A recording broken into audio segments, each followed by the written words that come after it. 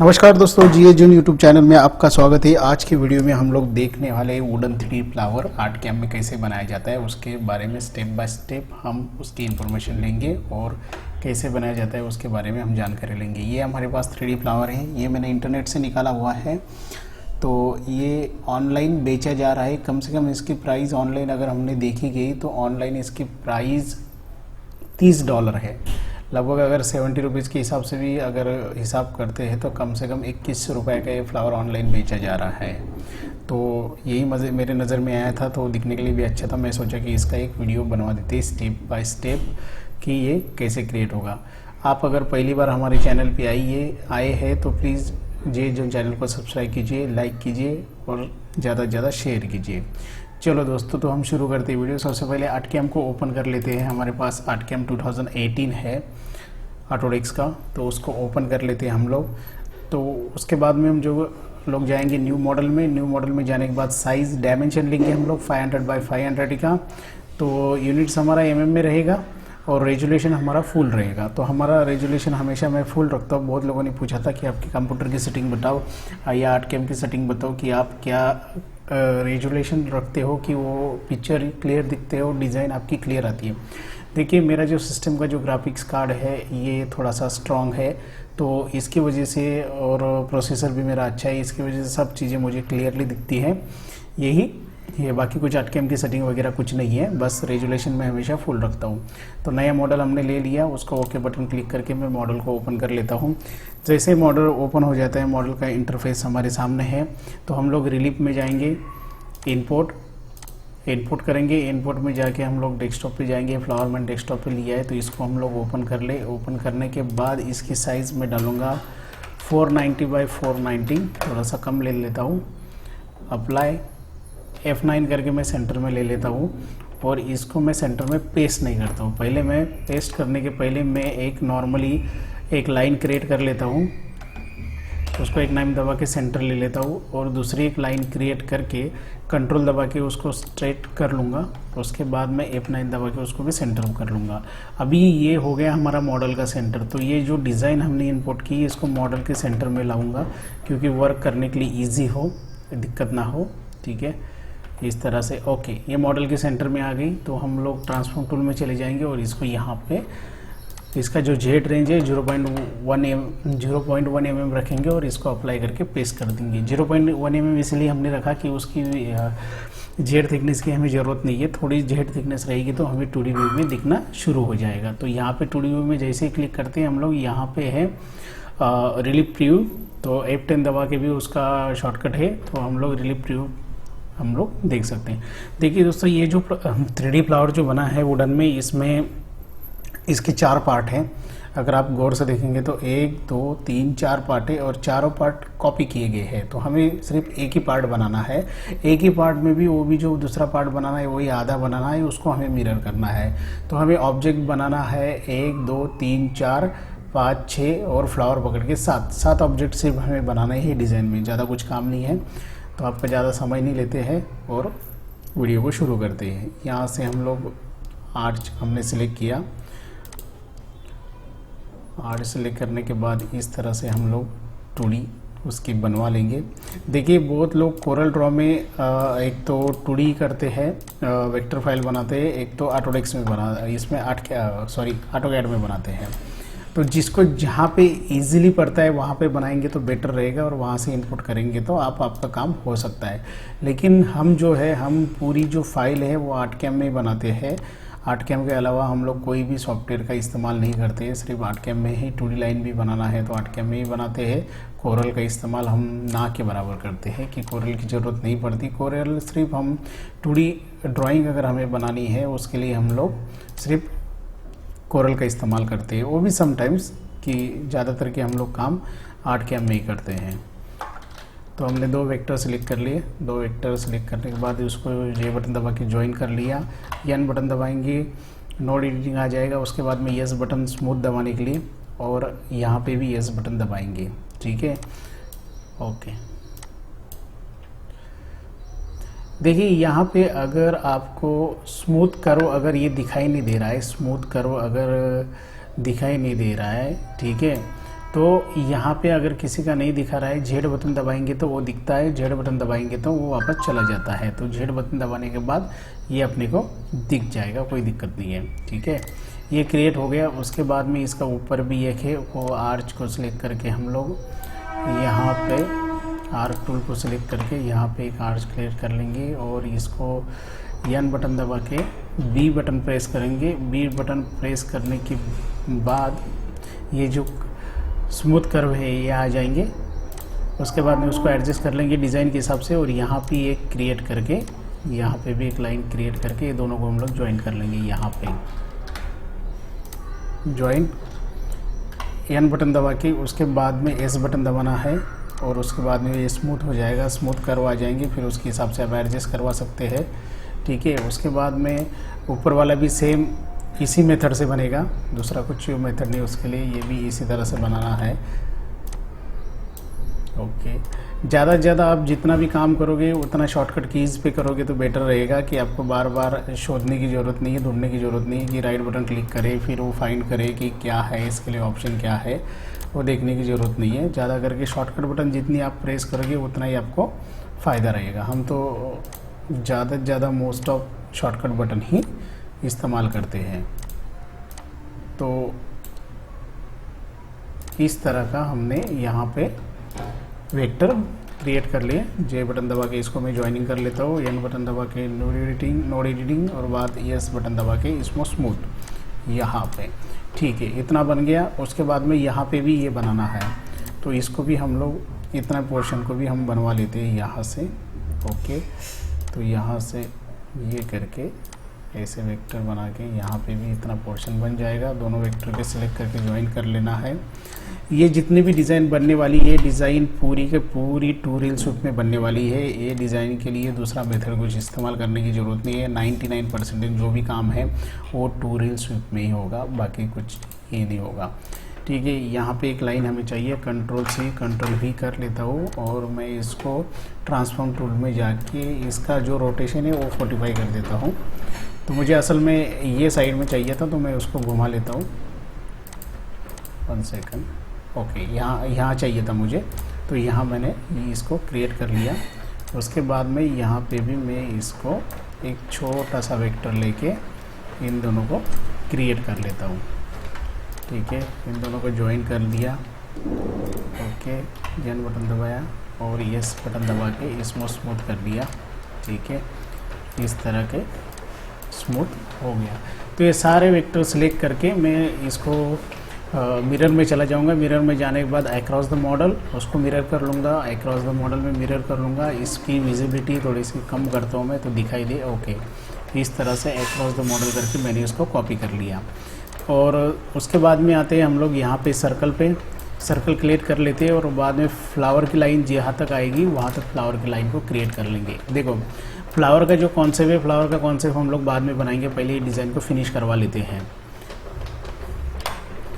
हम फ्लावर को पहले बनवा लेते हैं। तो मैंने 2 दिन पहले एक वीडियो बनाया था क्रॉस सेक्शन के ऊपर कि क्रॉस सेक्शन कैसे बनाए जाते हैं। तो यहाँ पे भी हमें क्रॉस सेक्शन बनाना पड़ेगा, तो हम लोग पहले क्रॉस सेक्शन बनवा लेते हैं। तो क्रॉस सेक्शन बनाने का मैंने वीडियो बनाया है, अभी तक आपने वीडियो नहीं देखा तो आई बटन पे क्लिक करके वो वीडियो आप देख सकते हो। ठीक है, तो यहाँ पे हम लोग क्रॉस सेक्शन बनाएंगे। क्रॉस सेक्शन बनाने के बाद यहाँ पे हल्का सा एक आर्क क्रिएट करेंगे।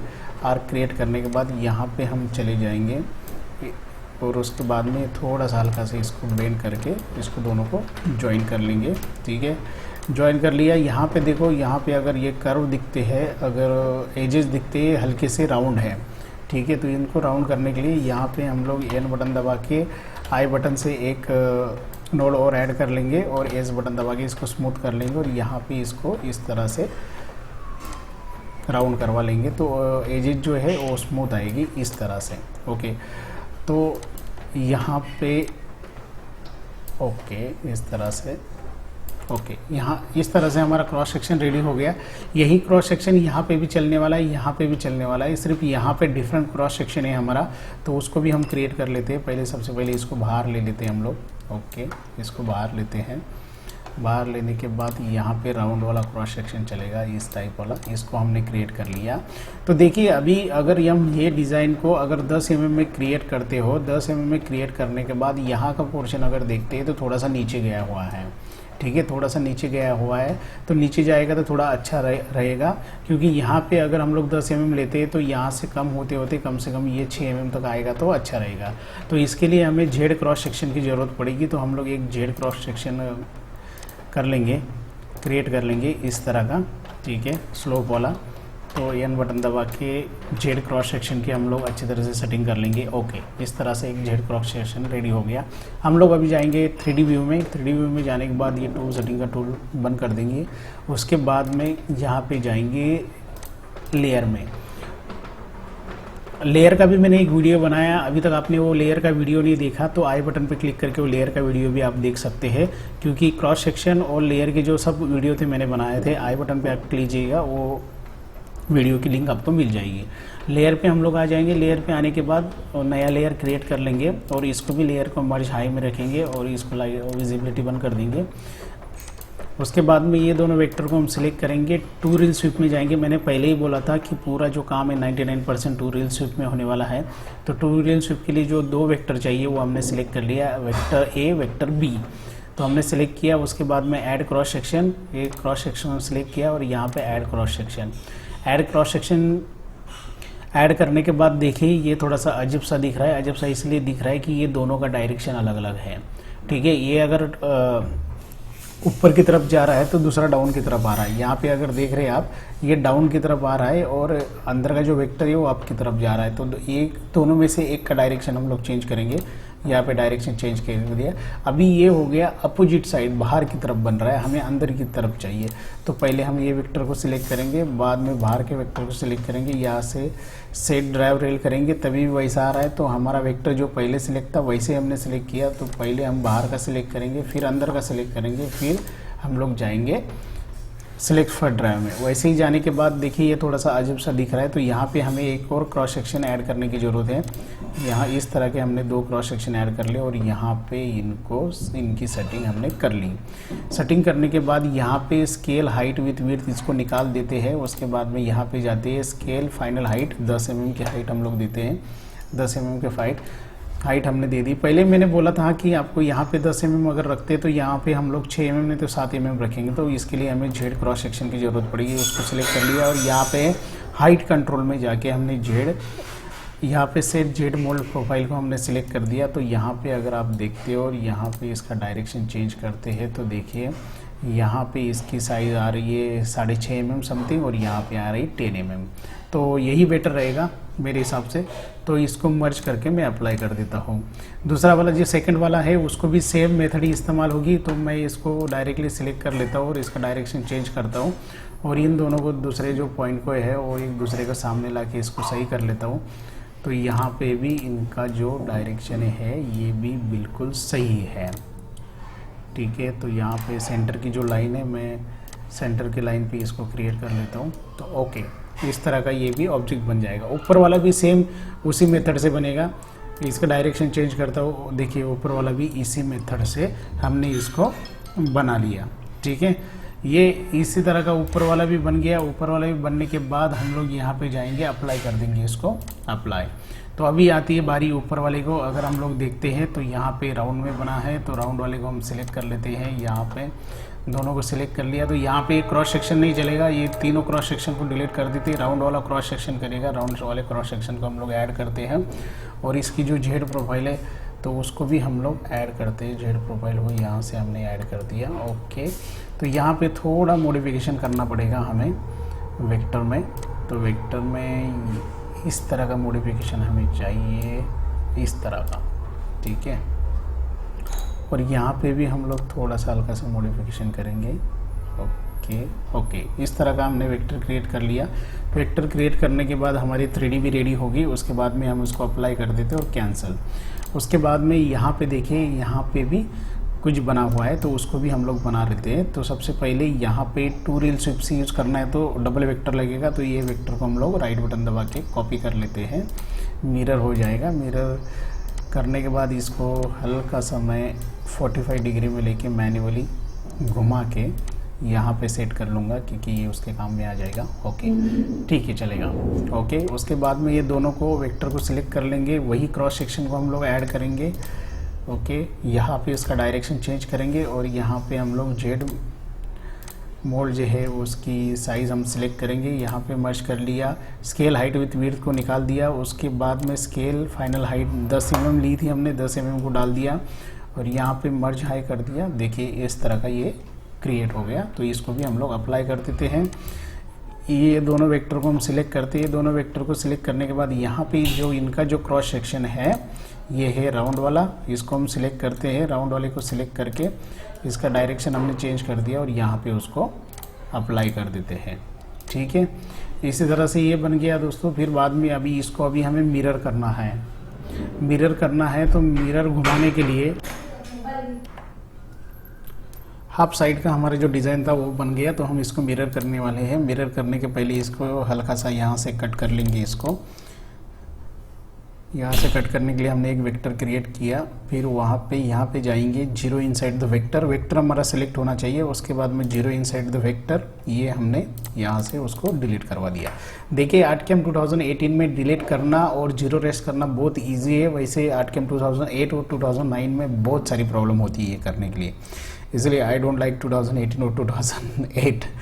ठीक है, तो ये उसके बाद में ये करने के बाद हम लोग यहाँ पे जाएंगे कुकी कटर में। कुकी कटर में कट कर लेंगे। कुकी कटर में कट करने के बाद हम लोग मॉडल में जाएंगे, या सॉरी मिरर में जाएंगे। मिरर में जाने के बाद यहाँ पे अक्रॉस द मॉडल हम लोग मिरर कर लेंगे और दोनों को सिलेक्ट करके हम लोग जाएंगे ब्लॉक एंड रोटरी कॉपी में।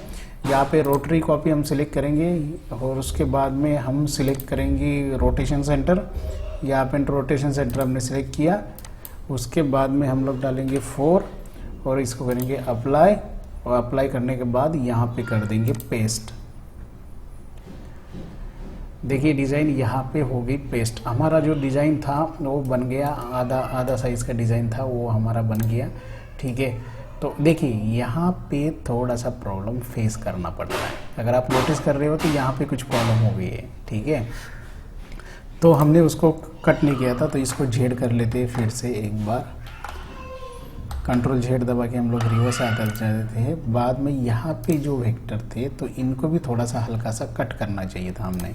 तो यहाँ पे हम चले गए 2D में, यहाँ पे इनको वेक्टर क्रिएट करके एन बटन दबा के इसको क्लोज करवा के हम लोग ज्वाइन कर लेते हैं। ज्वाइन, तो इनको भी थोड़ा सा हल्का सा बाहर लेके यहाँ पे हम इसको कट कर लेते हैं। ओके, ये कट हो गया। बाद में इसको हम लोग कुकी कटर से कट करते हैं।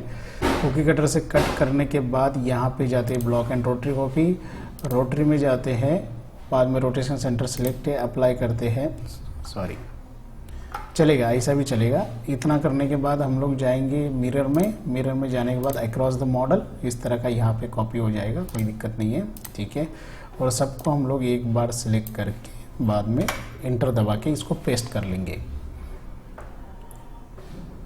थोड़ा सा पेस्टिंग होने के लिए टाइम लगता है क्योंकि 3D फाइल है तो थोड़ा सा टाइम लग सकता है। देखिए इस तरह का यहाँ पे भी, देखिए यहाँ पे भी परफेक्ट हो गया। ठीक है, हल्का सा इसके लिए स्मूथ टूल का इस्तेमाल भी कर सकते हैं हम लोग। यहाँ पे 30% का अगर स्मूथ हम लोग अप्लाई करते हैं तो ये 30% का स्मूथ हो जाएगा। थोड़ा सा एजेस अच्छे दिखने लग जाएंगे और इसको अप्लाई करके कैंसिल करवा देता हूँ। ठीक है, इसके बाद में ये बन गया बाहर का ऑब्जेक्ट। इसके बाहर का ऑब्जेक्ट बन गया, 1 सेकंड, जो फाइल थी वो कहाँ पे गई, हाँ यहाँ पे, ये बन गया बाहर का ऑब्जेक्ट। अभी हमें बनाना है अंदर का फ्लावर। अभी अंदर का फ्लावर भी एक साथ बना देंगे। अंदर का फ्लावर बनाने का कुछ ज़्यादा काम नहीं है। तो सबसे पहले हम लोग फाइल को सेव कर लेते हैं। जब भी आप आर्टकैम में काम करते हो फाइल को सेव करते रहना है। कभी कभी हमने फाइल को सेव नहीं करते तो आर्टकैम एरर कर देता है, तो उसकी वजह से फिर प्रॉब्लम हो जाती है। ठीक है, तो फाइल को सेव करना बहुत ज़रूरी है। फाइल को हमने सेव कर लिया। कभी कभी फाइल को हम लोग नहीं सेव करते तो ऑटो रिकवरी जो सिस्टम होता है वो ऑन करके रखिएगा। अगर आपने सेव नहीं किया तो मॉडल को अगर बिजली चली गई तो अगर आपका लैपटॉप या का पीसी बंद हो गया तो उसको ऑटो रिकवर कर सकते हैं। तो अभी हमें फ्लावर बनाना है, तो फ्लावर बनाने के लिए हम लोग जाएंगे मेन लेयर पे, उसके बाद में जाएंगे 2D में। यहाँ पे फ्लावर दिखना हमारा स्टार्ट हो जाएगा। अभी देखिए फ्लावर दिखना हमारा स्टार्ट हो गया। तो ये जो 2D वेक्टर से, तो मैं इनको डिलीट करवा देता हूँ क्योंकि ये आपको अच्छे तरह से समझ में आएगा, इसकी वजह से। अभी हम लोग सिलेक्ट करेंगे थर्ड लेयर सिलेक्ट करने के बाद हम लोग मेन लेयर पे आ जाएंगे। थर्ड लेयर हमने इसलिए ले लिया कि ये फ्लावर हम लोग बनाएंगे नया लेयर पे, इसलिए लेयर पहले ही हमने क्रिएट कर लिया। अभी देखिए जो ये फ्लावर है, ये फ्लावर के पहले ऑब्जेक्ट देख लेते हैं। 1 2 3 4 5 6 7 8 9 10 11 12 पंखुड़ियाँ एक फ्लावर की बनी हैं। तो 12 पंखुड़ी के हिसाब से हम फ्लावर को क्रिएट करेंगे। तो इसके लिए हम लोग पहले एक कंट्रोल दबा के एक लाइन क्रिएट कर लेंगे। देखिए फ्लावर हम लोग इजीली बना सकते हैं, लेकिन हमें फ्लावर ज्योमेट्री के हिसाब से बनाना है और स्केलिंग में सही होना चाहिए, इसलिए हम लोग फ्लावर को स्टेप बाय स्टेप बनाएंगे। थोड़ा सा 2 मिनट ज़्यादा टाइम लगेगा, लेकिन परफेक्ट बनेगा। कौन से एंगल में, तो हम लोग यहाँ पे जाएंगे ब्लॉक एंड रोटरी कॉपी में। रोटरी कॉपी हम सिलेक्ट करेंगे। रोटेशन सेंटर ऑलरेडी सिलेक्ट है हमारा, 36 डिग्री में रोटेशन होगा। अभी इसकी पंखुड़ियाँ थी 12, तो हम लोग ऑब्जेक्ट बनाएंगे 24, उसके डबल 24। इस तरह की 24 की लाइन हमारी बन गई, ठीक है। इसके बाद में इसको आउटर वेक्टर को सिलेक्ट करके हम लोग ऑफसेट लेंगे इसका अंदर की तरफ यहाँ तक, तो इसको कट कर देंगे। ऑफसेट लेने के बाद इनको यहाँ पे मैं सिलेक्ट करूँगा यहाँ से और यहाँ पे, ठीक है। तो दोनों को N बटन दबा के यहाँ पे एडजस्ट करूँगा। कभी कभी ये एडजस्ट नहीं होती बीच में वेक्टर होने की वजह से, तो मैन्युअली इसको एडजस्ट करना पड़ता है, ठीक है। तो इनको मैंने यहाँ पे एडजस्ट कर लिया। एडजस्ट करने के बाद देखिए दोस्तों, यहाँ पे हम इसको इतनी लाइन क्रिएट करके, यहाँ तक लाइन क्रिएट करके, ठीक है, ओके।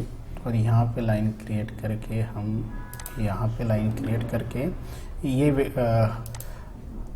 हाफ कर्व को सिलेक्ट करके हम लोग ज्वाइन कर लेंगे। बस इतना ही हमें चाहिए था।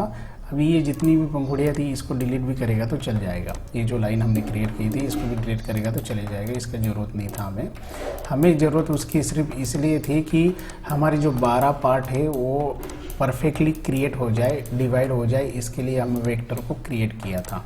बाकी इन चीज़ों की ज़रूरत नहीं है हमें बाकी सब इतनी चीज़ें चाहिए। देखिए अभी फ्लावर अगर हम देखने के लिए जाते हैं, फ्लावर यहाँ से अंदर की तरफ बेंड है, ठीक है। फ्लावर यहाँ से अंदर की तरफ बेंड है, तो उसी तरह का क्रॉस सेक्शन हमें लगेगा। तो क्रॉस सेक्शन बनाने का तरीका सेम, यहाँ से अगर फ्लावर लेते हैं तो फ्लावर यहाँ से आता है, तो फ्लावर यहाँ तक ऐसा बेंड है, ठीक है। तो उसी तरह का हम क्रॉस सेक्शन बना लेंगे यहाँ पे जाके, फिर यहाँ पे थोड़ा सा हम नीचे आ जाएंगे, कंट्रोल दबा कर लाइन को स्ट्रेट ले लेंगे और इन दोनों को ज्वाइन कर लेंगे, ओके, ज्वाइन। और यहाँ पे भी ऊपर है आई बटन दबा के एन बटन दबा के इसको क्लोज करता हूँ। एन बटन दबा के आई बटन दबाएंगे तो एक नोड एक्स्ट्रा नोड ऐड हो जाएगा और यहाँ पे हम इसको बनाएंगे। तो इसकी हाइट हम लोग देख लेंगे, हम लोग 10 mm हाइट के हिसाब से चल रही है, इसकी हाइट हो रही 11। तो हम लोग यहाँ पे लॉक ओपन करके इसकी हाइट कर लेंगे 10 mm और इसको हम लोग कर देंगे अप्लाई। अभी हम लोग जाएंगे 3D व्यू में। 3D व्यू में जाने के बाद ऑलरेडी लेयर हमने यहाँ पे क्रिएट किया था, वही लेयर को हम सिलेक्ट करेंगे और यहाँ पे बाहर का जो लाइन है उसको सिलेक्ट करके यहाँ पे जाएंगे हम लोग एक्सट्रूड कमांड में। एक्सट्रूड कमांड का ड्राइव रेल हमने सिलेक्ट कर लिया। उसके बाद में अभी उसका स्टार्ट प्रोफाइल हम सिलेक्ट करेंगे और इसके हिसाब से जो फ्लावर का राउंड है, राउंड हमारा बन गया। फ्लावर का राउंड बनने के बाद हम लोग इसको अप्लाई कर देंगे। अप्लाई करने के बाद इसको कैंसिल करवा देंगे, ठीक है। जैसे ये कैंसिल हो जाता है, ठीक है, जैसे ही इसको हम कैंसिल करवा देते हैं, फ्लावर का राउंड हमने क्रिएट कर लिया। जैसे ही फ्लावर का राउंड हमारा क्रिएट हो जाता है उसके बाद हम लोग इसको सिलेक्ट कर लेंगे। सिलेक्ट करने के बाद ये वेक्टर को सिलेक्ट कर दिया, हम लोग ओ बटन दबाएंगे। ओ बटन दबाने के बाद उसका ऑफसेट हम लोग बहुत साइड में ऑफसेट लेंगे, 2 mm नहीं तो 3 mm को ऑफसेट लेंगे और यहाँ पे हम लोग ऑफसेट पे क्रिएट करेंगे। ऑफसेट क्रिएट करने के बाद यहाँ पे हम जाएंगे शेप एडिटर में। शेप एडिटर में जाने के बाद यहाँ पे स्क्वायर जाने के बाद ये ऊपर की तरफ दिख रहा है, तो हम लोग यहाँ इसको सब्ट्रैक्ट करेंगे, ओके, सब्ट्रैक्ट करने के बाद इसको हम लोग अप्लाई कर देंगे और कैंसिल।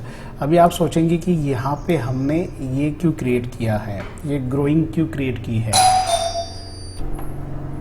ये वेक्टर सिलेक्ट करके, वेक्टर सिलेक्ट करने के बाद आउटर एरिया जो है उसको हम लोग डिलीट कर देंगे। वेक्टर को सिलेक्ट किया, फिर आउटर एरिया को हमने डिलीट करवा दिया।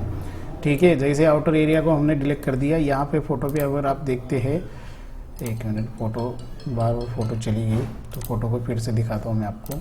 यहाँ पे है और यहाँ पे देखो ये ग्रोइंग जो क्रिएट हुई है, वही ग्रोइंग क्रिएट करने के लिए हमने शेप एडिटर का सहारा लिया था। शेप एडिटर के हिसाब से ग्रोइंग क्रिएट होगी। बाद में वेक्टर को सिलेक्ट करके फिर हम लोग वापस शेप एडिटर में जाएंगे और यहाँ पे राउंड वाला सिलेक्ट करके हल्का सा इसको हम लोग राउंड कर लेंगे। यहाँ पे 8 mm का राउंड दें, 8 mm का ज़्यादा होगा तो इसको हम लोग करते हैं 3 mm। ओके, 3 mm का इनसाइड राउंड ओके है, अप्लाई कर देंगे। यहाँ पे इसको कैंसिल कर देंगे। कैंसिल करने के बाद हम लोग जाएंगे रिलीफ कुकी कटर में, रिलीफ कुकी कटर को कट करेंगे और फिर वहाँ बाद में जाएंगे block and rotary copy, rotary को सिलेक्ट करेंगे। ऑलरेडी सिलेक्ट है, यहाँ पे 12 ऑब्जेक्ट रहेंगे और अप्लाई कर देंगे। ओके, 12 ऑब्जेक्ट अप्लाई हो गए, उसके बाद में इसको हम लोग पेस्ट कर देंगे।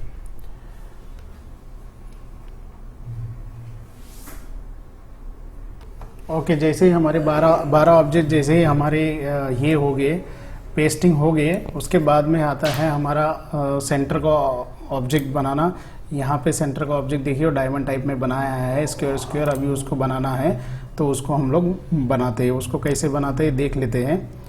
तो यहाँ पे जाएंगे, यहाँ पे जाके नया लेयर हम लोग सिलेक्ट कर लेंगे। नया लेयर सिलेक्ट करने के बाद यहाँ पे शेप एडिटर में जाएंगे। शेप एडिटर में जाने के बाद राउंड सिलेक्ट करेंगे। राउंड सिलेक्ट करने के बाद यहाँ पे हम लोग चले जाएंगे हाइट में। यहाँ पे हमारी हाइट जो है 10 mm की चल रही है। यहाँ पे हमने वेक्टर को सिलेक्ट किया। अभी वेक्टर को सिलेक्ट करने के बाद राउंड शेप में जाएंगे। राउंड शेप में हमारी हाइट थी 10 mm। 10 mm में जाने के बाद यहाँ पे मर्ज हाई पे हम लोग क्लिक करेंगे और यहाँ पे देखिए इस तरह का ये राउंड क्रिएट हो गया। तो राउंड क्रिएट हो गया, लेकिन राउंड को थोड़ी सी हाइट देंगे हम लोग। तो यहाँ पे करेंगे हाइट को 8 mm और स्टार्टिंग हाइट देंगे 2 mm। तो राउंड थोड़ा हल्का सा ऊपर आ जाएगा। उसके बाद में हम लोग अप्लाई कर देंगे। अभी इसके ऊपर हमें डायमंड क्रिएट करने हैं, वो छोटे छोटे स्क्वायर थे वो क्रिएट करने हैं। तो उसके लिए हम लोग क्या करेंगे, उसके लिए एक लाइन क्रिएट करेंगे। सीधी लाइन क्रिएट करने के बाद हम लोग जाएंगे ब्लॉक एंड रोटरी कॉपी में। अभी ब्लॉक कॉपी करना है। अभी गैप रखेंगे हम लोग 8 mm का और नंबर ऑफ कॉलम रखेंगे 10 mm और अप्लाई कर देंगे। और इसको कंट्रोल G करके ग्रुप बना लेंगे। इसका कंट्रोल C कंट्रोल V करके एक ग्रुप बन जाएगा। बाद में हम लोग जाएंगे ट्रांसफॉर्म टूल में और इसको 90 डिग्री में हम लोग रोटेट कर लेंगे। 90 डिग्री में जैसे ही रोटेट हो जाएगा, 2 हमारे पास हो जाएंगे 2 लाइनें, तो उसको F9 करके सेंटर में ले लेंगे हम लोग। और वैसे ही हम लोग जाएंगे इसमें ऑफसेट में, तो बहुत साइड ऑफसेट रहेगा 2 mm का और अप्लाई कर देंगे। 2 mm का बहुत साइड ऑफसेट ज़्यादा हो रहा है तो हम लोग 1.5 का ऑफसेट लेंगे बहुत साइड। ओके, बहुत साइड ऑफसेट लेने के बाद हम लोग वेक्टर को सिलेक्ट करेंगे। शेप एडिटर में जाएंगे और शेप एडिटर में जाने के बाद हम लोग स्क्वायर को सिलेक्ट करेंगे। यहाँ पे सब्ट्रैक्ट देंगे। देखिए इस तरह का स्क्वायर शेप जो है वो क्रिएट हो जाएगा। तो थोड़ी सी डेप्थ दे देते हैं इसको। यहाँ पे डेप्थ हम लोग बढ़ा देते हैं नॉर्मली, जो अच्छा दिखेगा। ओके, और इसको अप्लाई कर देते हैं और कैंसिल करवा देते हैं। देखिए दोस्तों, इस तरह से हमारा फ्लावर बन गया। अभी फ्लावर के अंदर देखिए ये ऑब्जेक्ट दिख रहे हैं। तो ये हमारे पहले वाली जो लेयर थी इसके ऑब्जेक्ट है। तो ये बाहर का जो वेक्टर सिलेक्ट करके हम लोग इनसाइड डिलीट करते हैं तो ऑब्जेक्ट भी हमारे डिलीट हो गए। तो इन तीनों को फाइल को सिलेक्ट करके हम लोग सिलेक्ट करके राइट बटन दबा के मर्ज इनटू द लेयर पे सिलेक्ट करके इन लेयर को जो है इसकी ट्रायंगल विजिबिलिटी जो उसको बंद कर देंगे। और बाद में ये फ्लावर हमारी एक लेयर पे पूरा का पूरा एक लेयर पे बन गया। जैसे हम लोग इसको हटाते हैं कि देख लेते हैं फ्लावर हमारा पूरा का पूरा एक लेयर पे फ्लावर अभी बन गया। आई होप दोस्तों आपको ये वीडियो समझ में आया होगा। अभी तक आपने हमारे चैनल को सब्सक्राइब नहीं किया तो प्लीज़ जो चैनल को सब्सक्राइब कीजिएगा। अगर आपको ये इमेज और ये फाइल आपको चाहिए तो हमारे डिस्क्रिप्शन में लिंक है, वहाँ पर मैं आपको फाइल दे दूँगा, वहाँ से आप डाउनलोड कर सकते हैं। Thank you so much.